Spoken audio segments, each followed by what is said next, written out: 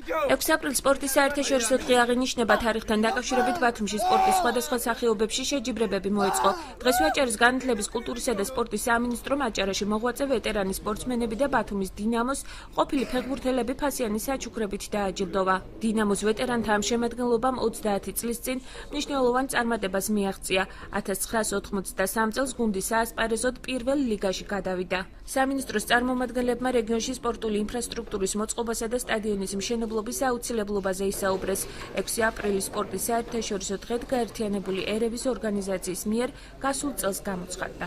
სპორტის საერთაშორისო დღესთან დაკავშირებით ჩატარდა ღონისძიებები ბათუმში სხვადასხვა სახეობებში და ასევე ჩვენის 90 წლის იუბილე, რომელიც შეუსრულდა დინამოს და იმ წარმოადგენს, რომელიც გადავიდა პირველ ლიგაში მთელი შემადგენლობით.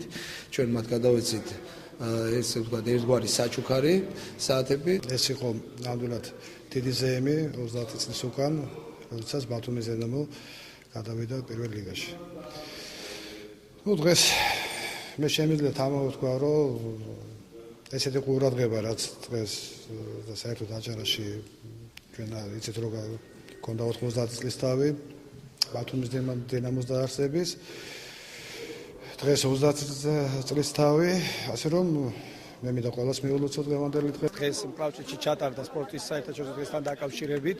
კარგი ინიციატივა არის სპორტის ახალგაზრდობის დეპარტამენტის, რომ რამოდენიმე სპორტის სახეობაში დღეს მიეძღვნა ამ დღეს შეჯიბრებები. ასევე მკლავჭიდში გამოვიდნენ 40-მდე მკლავჭიდელი, ძალიან კარგი იყო და ულოცავ ყველას გამარჯვებულებს.